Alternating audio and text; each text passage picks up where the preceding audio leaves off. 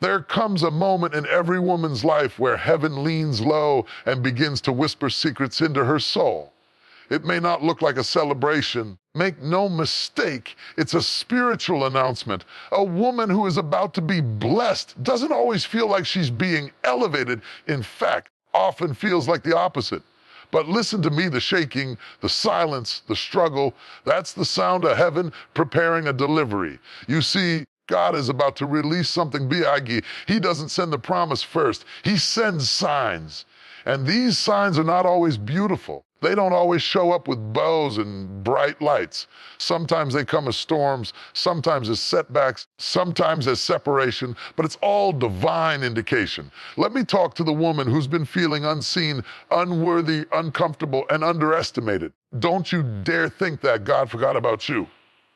You've just been walking through the birthing canal of your breakthrough, and the labor pains you're feeling, they're a sign that something is about to be born. A blessing so big your past won't be able to contain your future. You've cried in silence. You've served with no applause. You've carried burdens like a warrior. But now God is showing you 7 prophetic signs that something is about to shift. If you've been wondering why life has gotten heavier, lonelier, or more intense, pay attention. These are not punishments, they are previews. Sudden isolation, God pulls you away to protect what He's planning. Unexplainable restlessness, that's not anxiety, that's your spirit waking up. People start leaving. Not everyone can stay where God is taking you. Doors close without warning, close or divine direction. New ideas stir in your heart. The blessing comes with fresh vision. Spiritual attacks increase. The enemy only fights what he fears. Your faith gets tested deeply because big blessings require strong roots. Your discomfort is not dysfunction, it's development. The woman you are becoming can't live in the patterns you're leaving. So don't despise the signs, discern them. Don't fear the storm, face it. Don't shrink in the silence, stand still and see the salvation of the Lord. Before the floodgates of heaven open, before the miracle manifests, before the doors swing wide in your favor, God always sends signs. But these signs are not always grand or glorious. They are not written in the clouds or shouted through a microphone. They often show up in the subtle shifts, the quiet discomforts, the sudden changes that make no sense to the natural mind, and yet they speak volumes in the spirit. Many women cry out for blessings. Few are trained to recognize the signs. And because the signs don't always look like favor, we often mistake them for failure. We beg for increase and then panic when pruning comes. We ask for purpose and get confused when patterns are disrupted. God is not a God of confusion. He is a God of preparation. And what you call chaos, He often calls construction. When God is about to bless a woman with something big, the heavens do not stay silent. They begin to stir. There's a shifting in the atmosphere. The same way the earth trembles before a mighty storm, the spiritual realm begins to move when destiny is on the horizon. If you are only looking with your natural eyes, you'll miss it. You'll call it a breakdown when it's actually a buildup. You'll name it a curse when it's actually a course correction. God never delivers destiny without giving you clues. He gives you spiritual indicators, divine whispers that say, "Daughter, get ready. I'm about to do something." But these whispers don't always come in comfort. Sometimes they come in isolation. Sometimes they come through rejection. Sometimes they show up in closed doors and uncomfortable stretching. But here, this discomfort is often the first sign of divine movement. Think of a woman in labor. Before the child is born, there is pain, there is pressure, there are signs. Her body shifts, her water breaks, contractions begin, and no doctor is needed to tell her that something is about to change because her body speaks the language of delivery. In the same way, when you are about to birth something in the spirit, your life begins to send signals. God sends signs not to scare you, but to prepare you. Some of you have been praying for God to enlarge your territory, and now you're wondering why the people around you are shrinking, why the phone calls have stopped, why the support has gone silent. But could it be that God is making room for the blessing? Could it be that the people leaving are not subtracting from your life, but subtracting the weight that would have held you back from your next level? Others are asking God for elevation, and now all you see is loss. The job is gone. The finances feel unstable. The routine you clung to has been interrupted. What if I told you that elevation often requires elimination? What if the things you lost were never meant to survive the blessing that's coming? Sometimes God has to clear the stage before he reveals the next act of your life. God is strategic. He doesn't waste a move. Every sign he sends is intentional. And while the enemy wants you to panic in transition, heaven wants you to pay attention, because signs are not punishments, they are divine announcements. They are God's way of saying, brace yourself. I'm about to release something over your life that will leave you changed forever. But to recognize the signs, you must be spiritually awake. You must learn to see beyond the surface. You have to stop looking at what's going wrong and start asking, what is God doing beneath this? You have to stop cursing the shift and start embracing the signal, because the signs aren't always pretty, but they are always purposeful. God may wake you up at 3 a.m. with a heavy burden on your heart. That's a sign. He may cause you to feel out of place in rooms that once made you feel safe. That's a sign. He may cause you to lose your taste for things that once fed your ego. That's a sign. He may stir in you a hunger for more, even when you can't explain what more is. That's a sign. And all of these are clues that something is breaking in the heavens on your behalf. You see, divine blessings require divine preparation. You cannot walk into your next with yesterday's mindset. You cannot carry a new mantle with an old mentality. So God will often begin the work in you before he blesses you around you. That's why the signs hit your emotions. That's why your thoughts are changing. That's why your desires are shifting.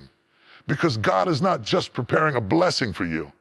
He's preparing you for the blessing. The size of the signs often reveals the size of the blessing. If you've been facing unusual warfare, unusual pressure, or unusual shifts, it may be because your next is not ordinary.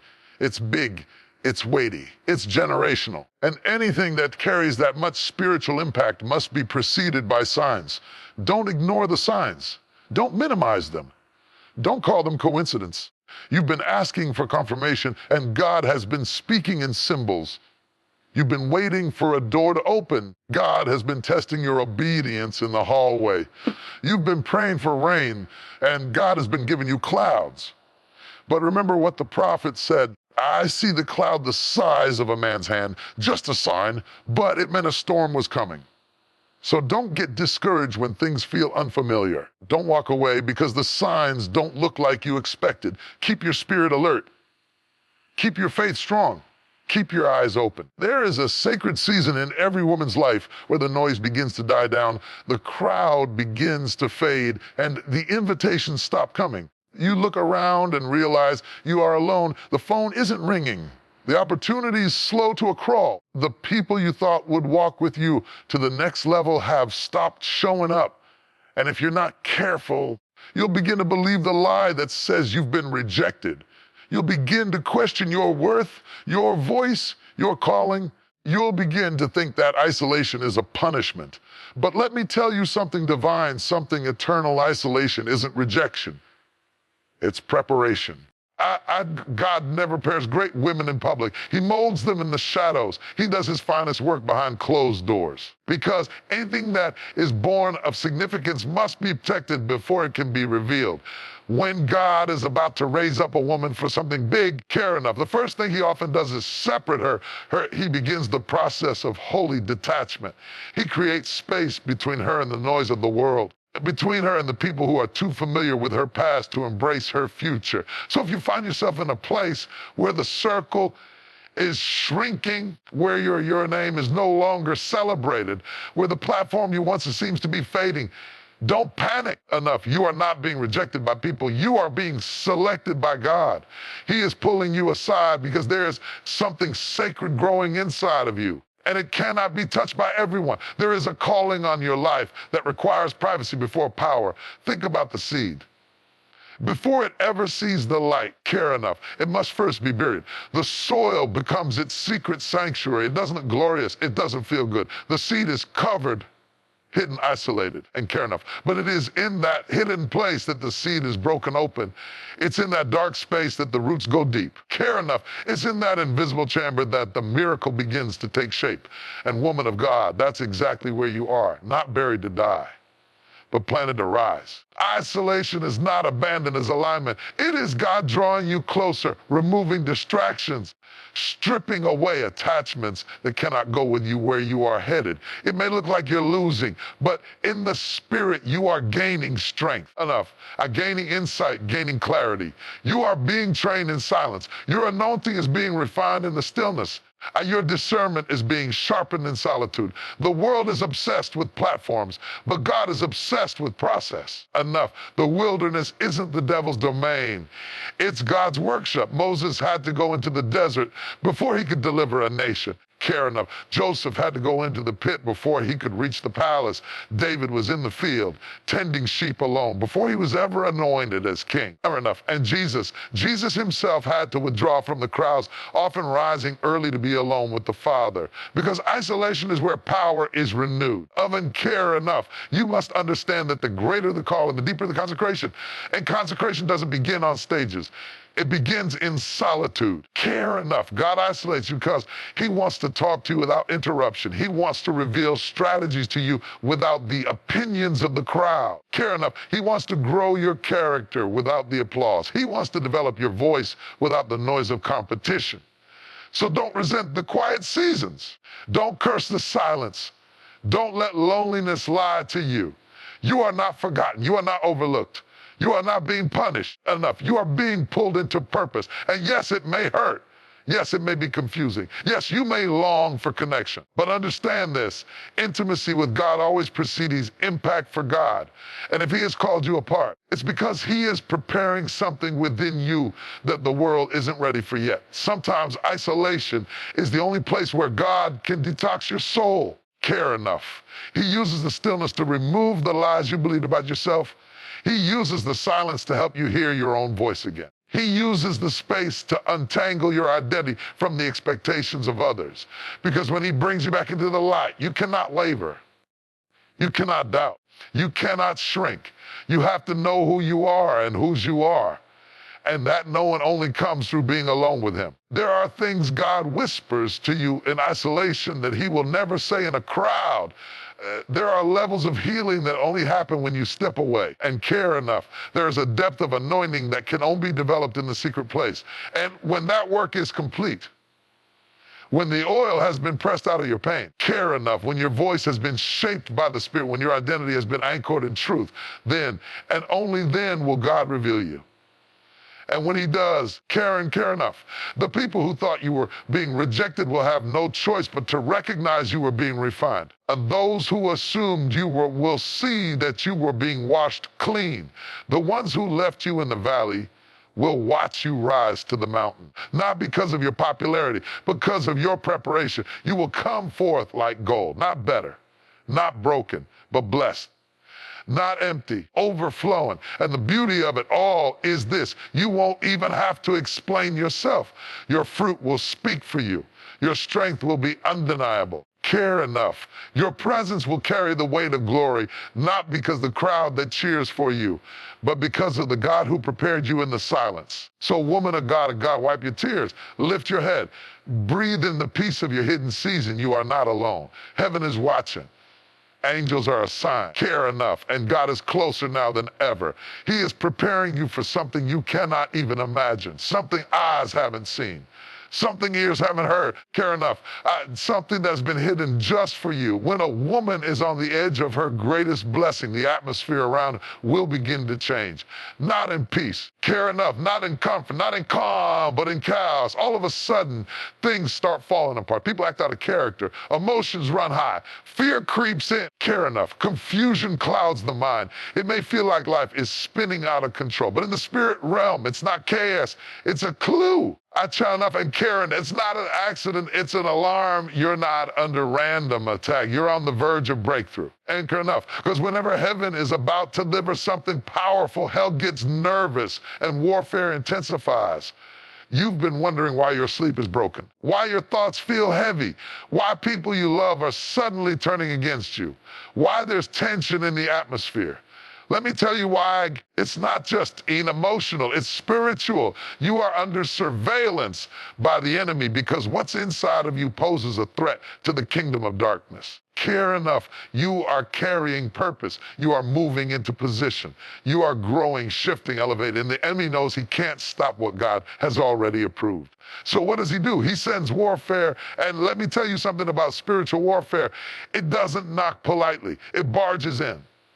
It shakes the foundation. It attacks the mind. It stirs up the past. It whispers lies that echo loudly. And just when you think you're past it, another wave comes. Fair enough, but don't misinterpret the storm. Don't assume the attack means God has left you. On the contrary, it means God is about to launch you. Enough. That attack didn't come because you're weak. It came, you're close. The enemy does not waste ammunition on people going nowhere. He saves his heaviest artillery the moments where you're closest to destiny, because the enemy is not omniscient, but he can sense movement and care enough. He can feel momentum. And when your spirit starts getting aligned with heaven's timing, when your prayers start shaking the atmosphere, and care enough, when your obedience starts irritating hell, that's when the enemy intensifies the battle. You're not being punished. You're being pressured into power. And this pressure doesn't mean the end. It's the signal that something is about to break. When a woman is in labor, the pain doesn't increase the closer she gets to birth. It intensifies. Her body pushes harder. Her muscles tighten. The contractions come faster and stronger. That's not because something's wrong. It's because the baby is almost here. And spiritually, it works the same way. When your breakthrough is crowning, care enough, warfare kicks into overdrive. This is why you feel exhausted, why your emotions are raw, why you're questioning yourself, why the voices of doubt feel louder than ever. The enemy isn't fighting you now. He's terrified of your next, and care enough. And the only thing he can hope to do is wear you down enough to make you quit before you see what God has already prepared for you, and care enough. But what he didn't account for is that you've been battle tested. You've walked through fire and came out with faith. Care enough. You've cried tears that became intercession. You've stood in the dark and still held onto your promise. Yes, the warfare is real. I care enough, but so is the anointing that's coming out of it. You see, warfare isn't just a fight, it's a forge. God is using the very thing sent to destroy to develop you. Every dart laid live, every betrayal, every spiritual blow, it's refining your discernment. And care enough, it's strengthening your prayer life. It's teaching your hands to war and your heart to trust. You're learning how to fight without bitterness, how to worship with wounds, how to praise when you don't have answers. Don't curse the warfare. Understand it. It is not a sign of weakness. It is a signal of transition. You are stepping out of who you were and stepping into who you were destined to be. And just like a snake sheds its skin, care enough. The process is uncomfortable. Old has to fall off. The mindset has to shift. The fear has to die. The weight has to drop. Enough. That's why the attack feels personal, because it is. The enemy knows what you're stepping into. He sees you are no longer content in Egypt. He sees you're no longer addicted to approval. He sees you're no longer defined by what broke you. And so he strikes. But let me declare this over you. Enough. The attack will not win. The enemy is not sovereign. He can attack, but he cannot cancel. He can distract, but he cannot destroy. Care enough, because no weapon formed against you shall prosper. The storm may come, but it will pass. The fire may rage, but you will rise.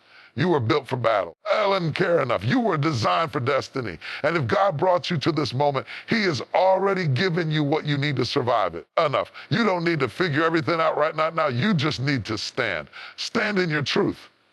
Stand in your calling. Stand in your authority. Stand in your word. Stand in your faith. Because sometimes the breakthrough doesn't come from fighting. It comes from not folding. The enemy's greatest fear is a woman who refuses to bow, even in the midst of the fire. And here's the truth. Breakthrough is not just about what you receive, but about you become. This season of warfare is birthing a new version of you. A woman who prays without ceasing. A woman who sees in the spirit. A woman who walks with confidence. A woman who carries oil. A woman who can cast down lies and lift up truth. Care enough. A woman who doesn't need the world's validation because she's already approved by heaven. So let hell rage. Let the enemy do what he does. Let the attacks come. But you keep your armor on. You stay rooted in the word. You plead the blood of Jesus. You speak life. You cancel every curse. You stand tall in the fire because the fourth man is with you. And when this storm passes, you will come out not burned, blessed, not broken, but bold, not weakened, but anointed. Spiritual warfare is a reality, but so is spiritual victory, and yours is coming. The warfare is intense because the release is imminent. You are closer than you've ever been. You are stepping into something bigger than you imagined. So don't back down. Don't quit. Don't fold. There is a holy frustration that comes when a door you prayed for, fasted for, believed for, suddenly slams shut. It doesn't knock gently. It doesn't whisper a warning. It shuts firm, final, and without explanation. In that moment, your faith trembles. You ask, God, why would you lead me here just to lock me out? Why let me hope, only to hand me disappointment? We serve a God who sees what we don't, who knows what we can't, who looks into the future and guides us with wisdom, convenience, and because he's sovereign, he will sometimes let the door you want remain closed so he can lead you to the door you actually need. The denial isn't punishment. It's protection. The no isn't cruel. It's a course correction. And the sooner you stop staring at what didn't open, sooner you'll see what is being unlocked before you. You may be thinking, but I thought this was it. You had peace. You had alignment. You had confirmation, or so you thought. But faith doesn't mean familiarity.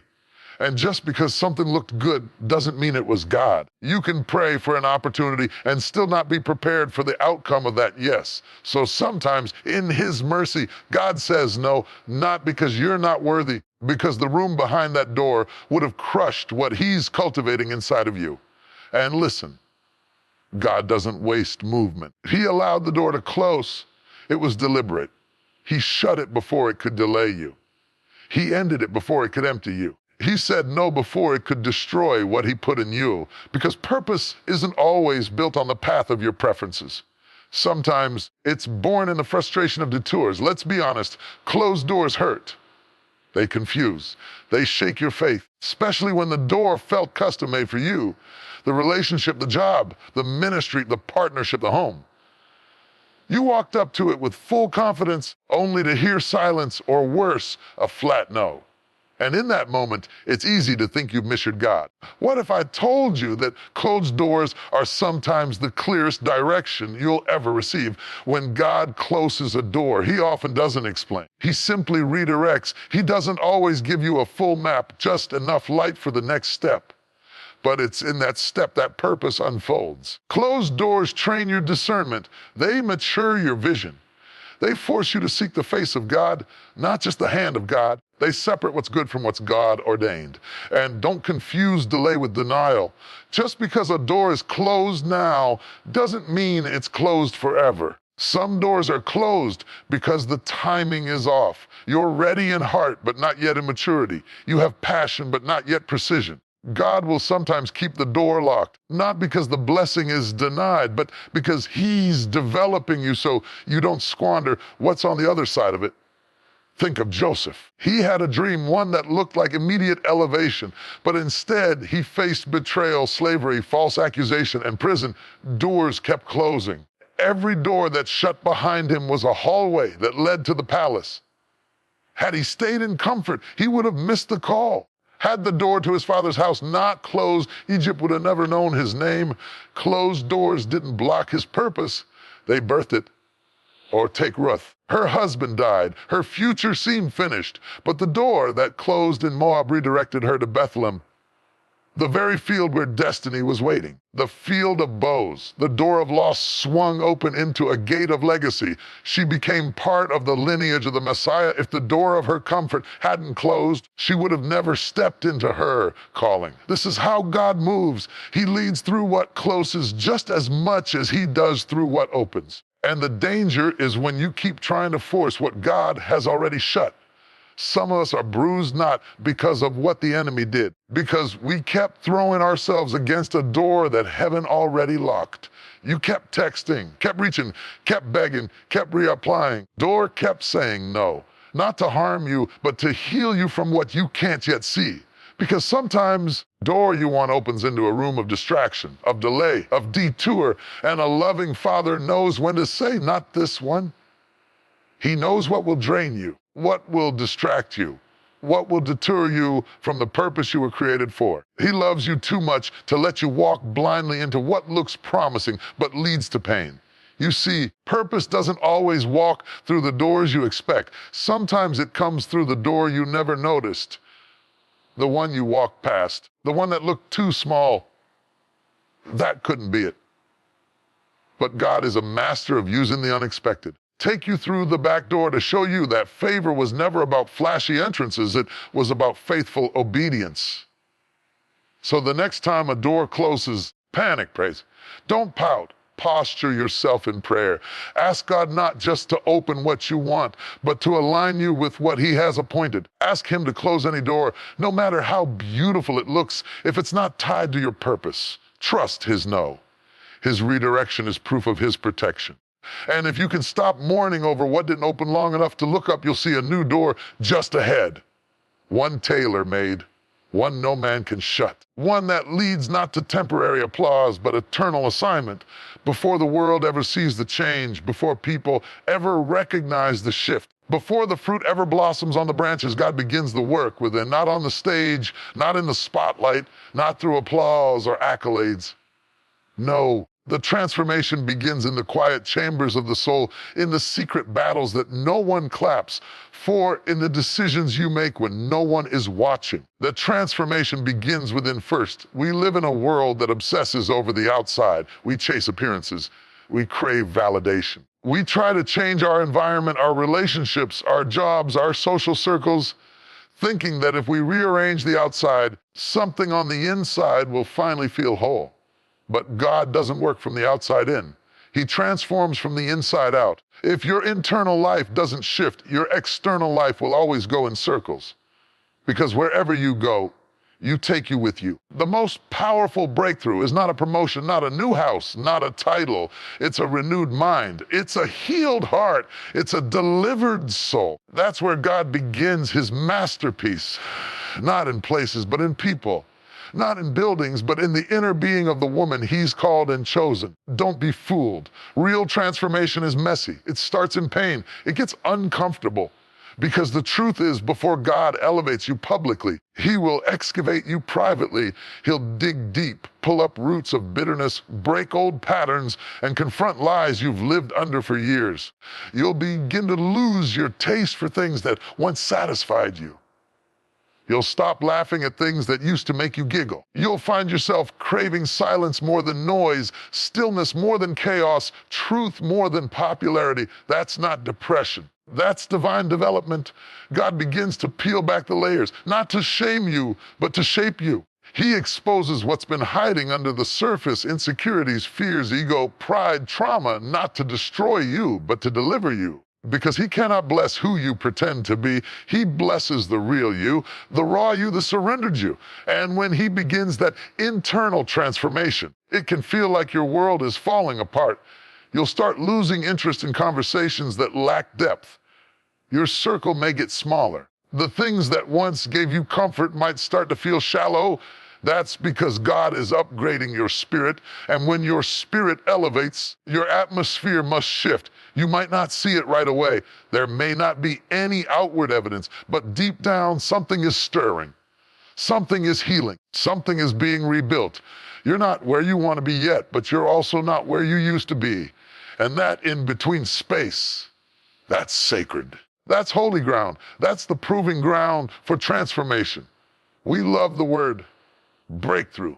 But real breakthrough starts beneath the skin. A woman who has truly been transformed doesn't need to announce it. Her presence speaks. Her energy is different. Her perspective is elevated. She no longer reacts from the same broken place. She no longer chases the same things. She doesn't need validation because she walks in revelation. She doesn't have to beg for love because she's learned how to receive it from God first. You may be in a season where you feel like nothing is happening. You're not getting the calls. The doors aren't opening. The results seem slow. But what if I told you that this is the most important season of your life? Because what God is doing in you is preparing you for what He wants to do through you. And if you rush the inner work, the outer breakthrough will break you. Think of a tree. Before it bears fruit, it grows roots. The deeper the roots, the stronger the tree. The healthier the foundation, the greater the harvest. You can't see the roots, but that's where the real power lies, in the hidden places, in the uncelebrated process, in the daily discipline no one claps for. Just like that tree, your transformation is taking root. God is not just trying to change your life. He's trying to change your lens. He's shifting your identity from wounded to whole, from insecure to unshakable, from fearful to faith-filled. And that transformation doesn't come through a single sermon or an overnight miracle. It comes through consistent surrender, through daily yes to His will, through every broken prayer you whisper when you feel like giving up. You don't need to impress people. You don't need to perform. You don't have to fake strength. God is not looking for perfection. He's looking for posture. A woman who will lay down her pride and say, God, start with me, not my bank account, not my platform, not my followers, me, my heart, my mind, my attitude, my soul, changing from the inside out. And when you let God in, everything changes. Not overnight, but certainly over time. You begin to walk lighter. You begin to speak differently. You begin to set boundaries without guilt. You begin to attract what aligns with your healing. You stop repeating cycles and start building new patterns. You begin to trust God with your process, not just your promises. People may not understand it. They might say, you've changed. And that's exactly the point. Because when God transforms you, you can't stay the same. You can't keep shrinking for comfort.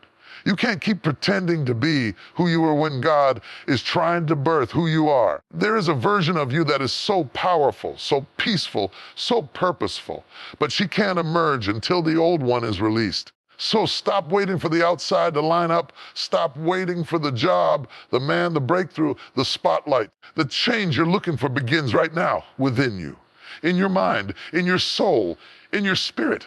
That's where the fire starts. That's where revival begins. That's where freedom is born. You are not being overlooked. You are being overhauled. When the internal transformation is complete, everything around you will have no choice but to shift. Because when the woman changes, the world around her must adjust.